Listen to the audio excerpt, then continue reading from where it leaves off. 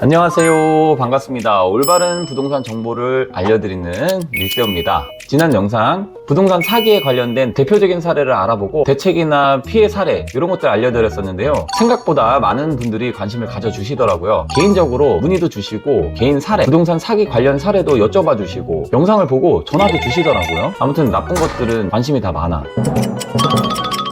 그래서 오늘은 전세 사기의 유형과 전세 사기 예방하는 꿀팁 알려드릴 텐데요. 인터넷만 쳐봐도 전세 사기 예방하는 꿀팁은 많이 나와 있습니다. 그런데 릴세오가 생각하는 전세 사기 예방 팁 조금 다를 수도 있어서 제 생각을 한번 알려드려 볼게요. 영상 끝까지 봐주시고요. 올바른 부동산 정보 가져가세요. 올바른 부동산 전세 사기 하면 제일 먼저 떠오르는 게 있죠. 바로 빌라왕. 2022년 빌라왕 사태를 발단으로 전세 사기라는 키워드가 아주 이슈가 많이 되었는데요. 2022년 12월 시작된 것 같아요. 서울 곳곳 그리고 지방 곳곳에서 전세 사기가 발생했다고 하는 뉴스를 보면서 와, 이거 진짜 큰일 났다 이런 생각을 했는데, 그때 빌라를 수십 채씩 가지고 있었던 빌라왕이 갑자기 튀어나왔죠. 정말 나라가 들썩거리는 큰 이슈였어요. 이때 당시에 선량한 건물주님과 우리 부동산 사장님들, 중개업을 하시는 분들도 많이 힘들었었던 시기라고 볼 수 있는데요. 정말 대란이었고 이미 전세에 들어간 분들의 문의사항이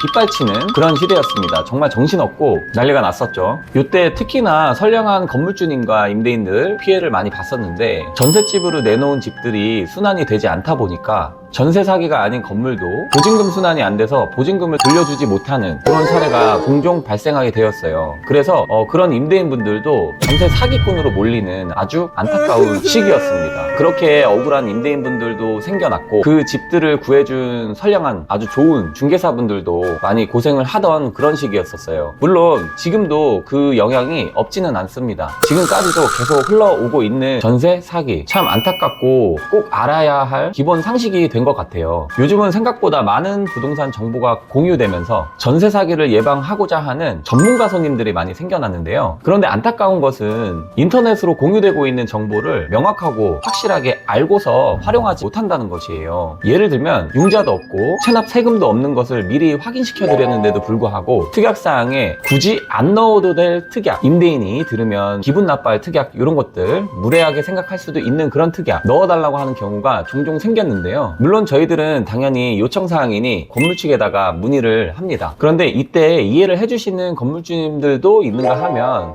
이런 것들을 좀 불편하게 생각하시는 건물주님들도 생각보다 많죠.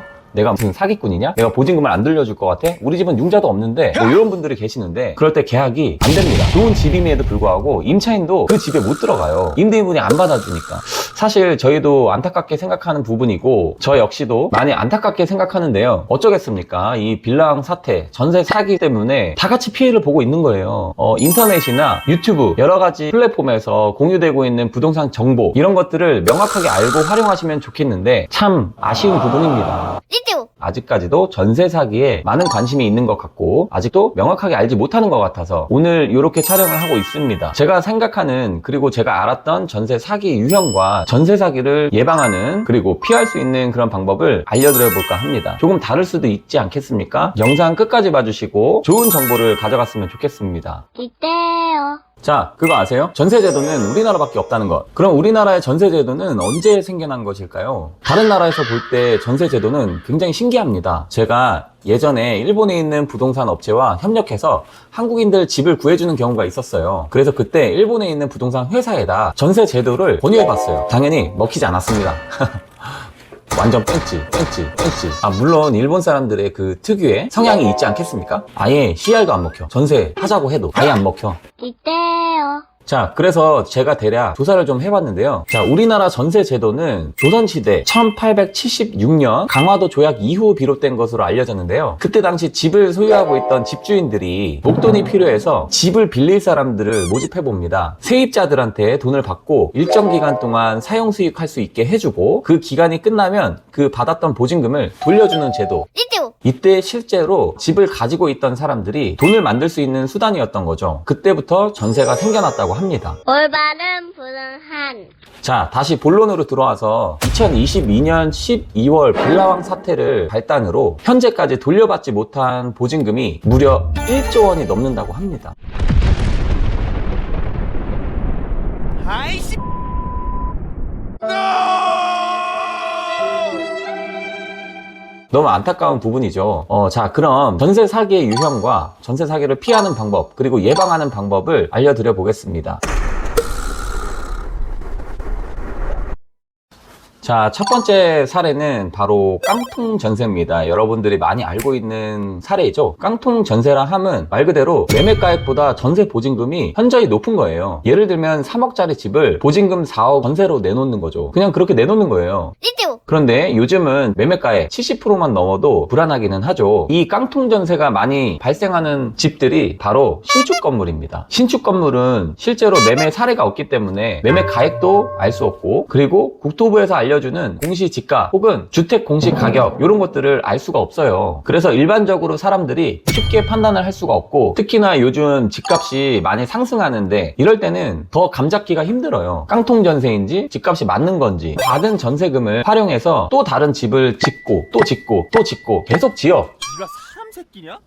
그래서 빌라왕들이 생긴 건데, 이렇게 하는 것이 바로 무자본 갭투자 방식인데 정말 위험한 사례죠. 이거를 똑똑하게 활용한 건축업자분들도 계시다고 하는데 실제로는 아직까지 보지는 못한 것 같아요. 올바른 불응한. 자, 여기서 대책. 그래서 깡통 전세를 피할 수 있는 예방법은 우선 깡통 전세의 경우에는 바지 사장이라고 하는 사람이 존재합니다. 이때 이 건물 소유자가 정말 자기의 자본을 이용해서 건물을 짓고 혹은 건물을 사고 했는지를 파악하는 것이 굉장히 중요한데요. 계약 진행 전에 중개사를 통해 이 집의 내부 상태를 어느 정도 파악해 두시는 것이 좋고, 만일 관리인이라는 사람이 대리인으로 온 경우에는 대리인 서류는 아주 꼼꼼하게 준비가 되어 있어야 하고, 대리인으로 온 사람의 인적사항도 당연히 계약서에 명시해야 합니다. 그리고 이때 당연히 등기는 꼼꼼하게 확인해야겠죠. 그리고 건축물 대장도 확인해야겠죠.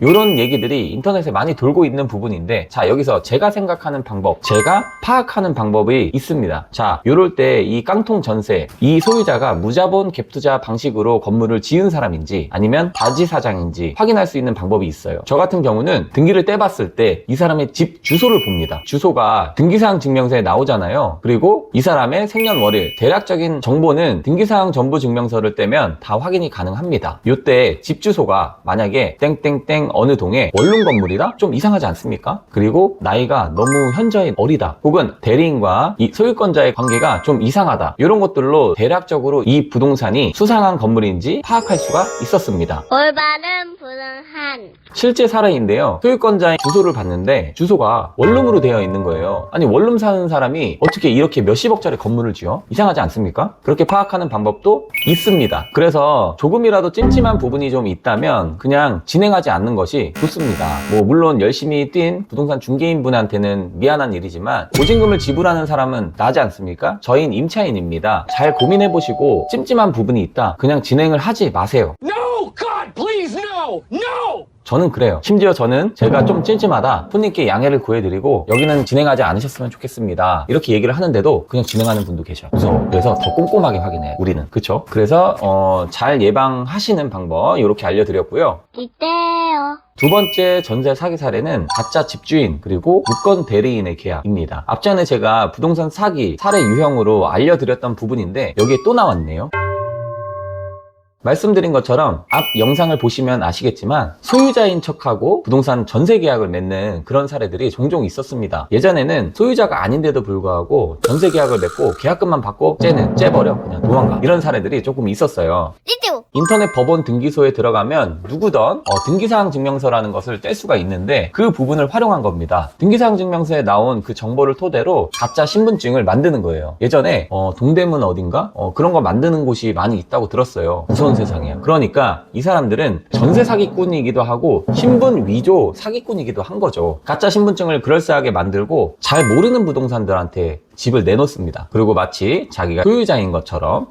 근데 이 사람들의 특징이 있어요. 이 사람들 특징은 부동산 중개 혹은 부동산 임대차 계약이 어떻게 흘러가는지 다 아는 사람들이었던 거죠. 그래서 가짜 신분 행위, 그리고 이 집이 나왔는지 안 나왔는지를 아는 사람, 그러면 정말 부동산에 관련된 사람일 수도 있겠네요. 그리고 무건 대리인인데 무권 대리인의 계약 역시도 대리권이 없는 사람이 임대차 계약을 맺는 거예요. 대리권이 없는데 마치 집주인이 나한테 전세 계약을 위임한 것처럼 얘기하고 위임장이라든지 이런 가짜 서류들을 만들어서 전세 계약을 하는 거예요. 이 사례는 실제로 2016년도에 있었던 사례인데 어떤 건물에 살고 있는 임차인이 집주인이 다른 호실을 내놓은 것을 보고 집을 내놓고 집 계약까지 하는 거예요. 그때 보증금이 4억이었나? 그럼 계약금 10%만 받아도 얼마예요? 10%. 4천만 원입니다. 4천만 원을 받고 째는 또 쨌어. 사기꾼들은 다 잘 째. 근데 어차피 잡히잖아. 그죠? 그렇게 무권 대리인이 계약을 하는 경우가 있었습니다. 띠띠우. 예방할 수 있는 방법으로는 당연히 앞전에 영상에서 알려드렸듯이 신분증 진위 여부를 그리고 무권 대리인인지 아닌지 대리인으로 나왔을 때는 진짜 집주인에게 전화를 해보는 겁니다. 그것도 갑자기 전화를 해봅니다. 물론 부동산에 내놨으니 부동산을 믿고 거래하는 것도 있겠지만 대리인이 나온다? 그냥 물어보지 마세요. 대리인이 나오면 당연히 위임장, 인감증명서, 인감도장, 대리인 서류 이런 것들이 완벽하게 준비되어 있어야 되는 건 당연한 것이고요. 그러니 부동산들한테 미리 물어보지 마세요. 이런 서류가 당연히 준비되어 있어야 됩니다. 준비해주세요 라고 하지 마세요. 그것보다 계약을 하러 나왔는데 이 서류가 준비되어 있지 않으면 이거부터 이상한 겁니다. 그쵸? 서류를 꼼꼼하게 확인하시고 그리고 이 서류들은 당연히 3개월 이내의 서류들이 효력 발생한다는 거 당연히 알고 계시죠? 그리고 요청을 드리는 거죠. 계약 진행할 때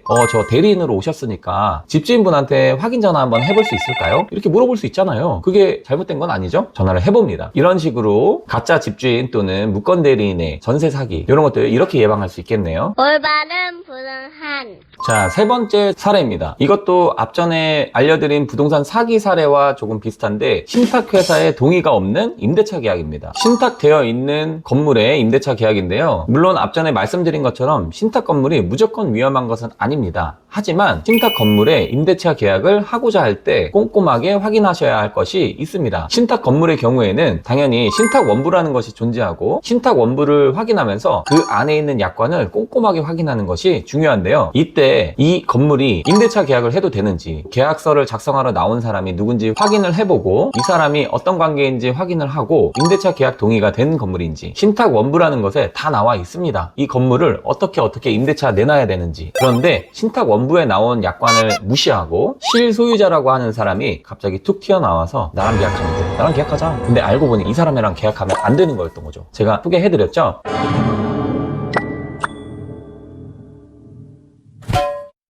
신탁 원부에 기재된 대로 임대차 계약을 할 수 있는데 예를 들면 보증금은 우선 수익자인 땡땡 금융기관에 입금한다. 월세는 실소유자 땡땡땡에게 입금한다. 뭐 이런 내용들입니다. 돈을 이체할 때도 신탁 원부에 나온 내용대로 이행을 해야 하는데 이런 것들을 묵인하고 신탁회사 몰래 계약하는 실소유자들 조심해야 됩니다. 아셨죠? 이번 사례는 신탁 원부를 꼼꼼하게 확인하는 것인데 등기되어 있는 소유권자인 신탁회사에 문의를 해보는 겁니다. 신탁회사에 전화를 해봐도 되고 직접 찾아가도 된다고 알려드렸죠? 그냥 전화 한 통이면 돼요. 땡땡 건물에 임대차 계약을 하려고 하는데요. 여기 계약해도 되는 건가요? 뭐 계약할 때 주의사항은 없나요? 직접 물어보셔야 됩니다. 물론 중개 거래인 경우에는 중개사님이 직접 다 해주시겠죠? 너무 당연히도 이건 모르면 안 됩니다. 그래서 이런 부분들을 꼼꼼하게 확인하고 진행하는 것을 알려드리고요. 이 신탁 건물의 경우에는 신탁회사에 직접 전화해서 물어보는 것이 제일 확실합니다. 이때요. 자, 다음 사례입니다. 다음 사례는 다중계약입니다. 다중계약? 이게 뭐지? 하실 수 있는데 사실 이 전세 사기 수법은 조금 오래된 사례이기는 합니다. 제가 아는 사례를 알려드리는 건데 다중계약 사례 역시나 강남권에서 일어났던 사례이기는 한데 왜 자꾸 강남이야? 집값이 비싸지 않습니까? 그때 당시에 12억인가 13억 하던 집이었던 것 같아요. 지금으로 따지면은 고급주택이라고 볼 수도 있겠네요. 그 집을 갖고 있던 사람이 전세 계약을 여러 명과 한 번에 맺습니다. 한 달 동안 무려 12명과 12억짜리를 12명과 한 달 동안. 그게 가능했나? 그게 가능한가? 그렇게 여러 명과 한 번에 계약을 맺은 뒤에 또 째는 겁니다. 그 사람 어떻게 됐냐고요? 당연히 잡혔죠. 띠띠우. 강남권에 그렇게 비싼 집을 가지고 있는 사람들도 있겠지만 비싼 집을 들어가는 사람들은 뭐 만만한 사람들이겠습니까? 11명과 계약을 했는데 당연히 잡혔습니다. 현저히 금액을 낮게 측정해서 내놓기 때문에 한 달 만에 여러 명과 계약할 수 있었던 사례인 거죠. 이때요. 근데 왜 굳이 그렇게 했을까요? 뭐 지금 저희도 알 수는 없지만 어쨌든 뭐 급하게 뭐 돈이 필요한 거지 않았을까요? 뭐 이런 그래도 11명이면 100억이 넘잖아. 그치?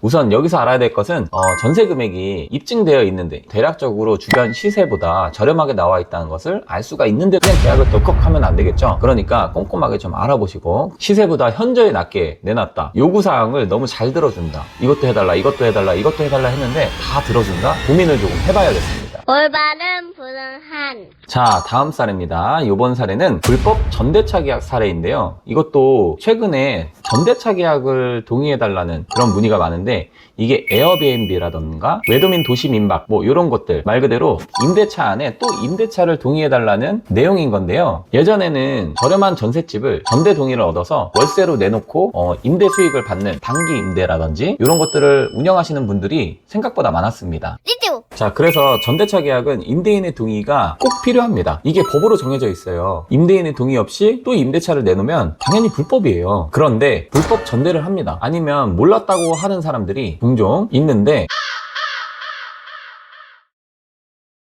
임대인의 동의 없이 임대차를 내놓고 한 달 동안 여행을 간다거나 아니면 한 달 동안 사용하게 해준다거나 이것도 불법입니다. 불법 전대죠. 그런 집들을 조심하셔야겠습니다. 이런 사례들은 인터넷 카페에서 많이 모집을 하는데 전대 동의서가 있는지 임대인에게 전대 동의를 받았는지 확인하는 것이 중요합니다. 카페나 이런 데에서 방을 보고 임대차 계약을 맺으러 갔는데 소유자가 아닌 다른 사람이 계약을 하는 거예요. A상초 처음부터 내가 전대인이다, 나는 임차인이다 이 말을 하지 않는 거죠. 그러면 안 되는 거예요. 그게 잘못된 거죠. 시작이 잘못된 겁니다. 요즘 스마트폰으로 어플을 통해서 임차인들이 직접 집을 내놓는 사례가 종종 있는데 그러면은 복비도 아끼고 집을 구하는 사람들은 좋잖아요. 근데 그게 마냥 좋은 것일까요? 말씀드린 것처럼 갑자기 지금처럼 임대인의 동의 없는 전대차 계약일 수도 있는 거예요. 그래서 이런 부분들은 임대인의 동의가 있는지 전대 동의서가 있는지 확인하는 것이 중요합니다. 그런데 임대차 집을 구하는데 전대인이랑 계약 맺는 거 조금 아무래도 저는 조금 불안할 것 같아요. 이 사람이 집주인은 아니잖아, 건물주는 아니잖아. 그래서 이렇게 좀 꼼꼼하게 확인하시는 것을 추천드립니다. 이때요. 자, 그리고 마지막 사례인데요. 요거는 정말 최근에 일어났던 사례입니다. 뉴스에서 나온 걸 보고 정말 깜짝 놀랐어요. 최근에 이슈가 됐던 당땡, 자꾸 언급해서 죄송한데 이 플랫폼을 통한 부동산 임대차 사기였는데요. 이 사기꾼이 부동산을 통해서 집을 몇 군데 둘러봐요. 전셋집을. 그리고 계약은 안 해. 근데 빨리 입주할 거니까 공실만 본다고 하는 거예요. 공실만 좀 알아봐 달라. 금액은 상관없다. 나는 돈이 많다. 이런 식으로. 그래서 금액도 높은 것만 골라서 봐요. 그러면 중개인들은 아싸 땡큐다. 일단 열심히 집을 보여줍니다. 너무 속상해. 그런데 이때 집을 볼 때 비밀번호 누르는 것을 슬쩍 봅니다. 이렇게 봐. 이렇게 봐. 이렇게 봐. 비밀번호 누르는 걸. 그렇게 해서 이 집의 비밀번호를 알아낸 뒤에 공실이니까 누가 들어가도 알 수가 없잖아요. 그 집에 CCTV가 있으면 모르겠지만 이 집의 비밀번호를 안다? 그 집을 땡땡 플랫폼에 내놓습니다. 내놓는데 원래 이 집은 전세가가 굉장히 높아요. 좋은 집이니까 비싸겠죠? 근데 그 집보다 저렴하게 내놓는 거예요. 그러면 당연히 문의가 빗발치겠죠? 그래서 한 번에 모집을 합니다. 저렴한 금액으로. 그러면 우리 당땡 플랫폼 같은 경우는 서로의 연락처를 알지 않아도 메시지로 이렇게 알 수가 있어요. 한 번에 비슷한 시간대에 여러 명을 집을 보러 오게 하는 거예요. 그 사기꾼은 집을 내놓을 때 공실이니까 편하게 보시고 얼른 서둘러서 결정하시면 되겠습니다. 이런 식으로 연기를 합니다. 사기꾼 지집도 아니면서. 띠띠우. 한 날 비슷한 시간대에 한 번에 집을 보게끔 하는데 본인은 나오지 않습니다. 비밀번호를 알려드릴 테니 편하게 보고 가세요. 짐은 다 빼놨어요. 이렇게. 그러면서 본인은 나타나지 않습니다. 그것도 좀 이상하지 않습니까? 비슷한 시간대에 임차인을 모집해서 한 번에 집을 보게끔 하는 겁니다. 집을 둘러보고 있는데 어떤 사람이 또 보러 왔어. 뭐지? 집은 좋고 금액은 저렴해. 근데 또 다른 사람이 보러 왔어. 그러면서 그때 딱 메시지를 보내는 거예요. 집은 보셨나요? 집 마음에 드세요? 지금 아마 다른 분들이 또 보러 가실 텐데 얼른 결정하시는 게 좋겠어요. 하면 이 집을 보러 온 사람은 너무 마음이 성급해지죠? 이걸 이용한 겁니다. 그래서 빨리 가서 계약금을 넣겠다고 하는 거죠. 지금 계약금 안 넣으면 다른 사람이 계약한대요. 이렇게 또 얘기도 해보는데 그럴싸하죠? 나쁜 이렇게 임차인을 한 번에 모집해서 사기 행각을 부리는 사람이 있었어요. 진짜 황당하죠? 사기꾼들은 확실히 똑똑해. 그 머리로 다른 걸 하지. 이때요. 요즘 그 플랫폼을 통해서 직거래 계약을 하시는 분들이 종종 있는데 부동산 중개보수료를 아끼는 것은 좋은 방법이죠. 그런데 안전하지 않다는 것, 그것도 알고 하셨으면 좋겠습니다. 사실 직거래가 안전하지 않잖아요. 그리고 불안하기도 합니다. 저는 정말 추천하지 않는데, 물론 한 푼, 두 푼 아끼는 것도 중요하긴 하죠. 직거래 플랫폼을 통한 경우에는 정말 집주인이 나와서 집을 보여주는지, 그리고 집주인과 내가 소통을 하고 있는지, 너의 이름은 무엇인지, 무언가 그런 것을 확인하고 계약하시는 것을 추천드리겠습니다. 그리고 먼저 선뜻 계약금만 보내는 거 아니에요. 근데 마음이 조급하니까 보내게 되는 거야. 그래도 잡혔다고 하니 얼마나 다행입니까? 가서 한 대 콱콱콱, 그쵸?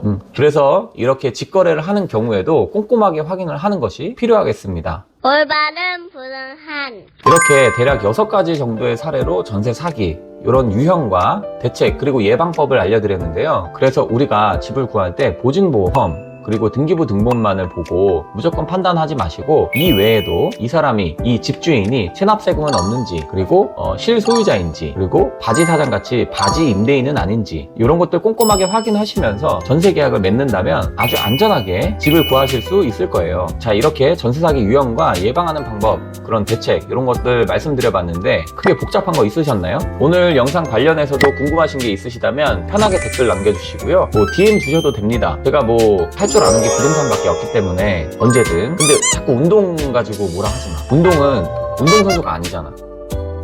알았죠? 또 봐요. 감사합니다.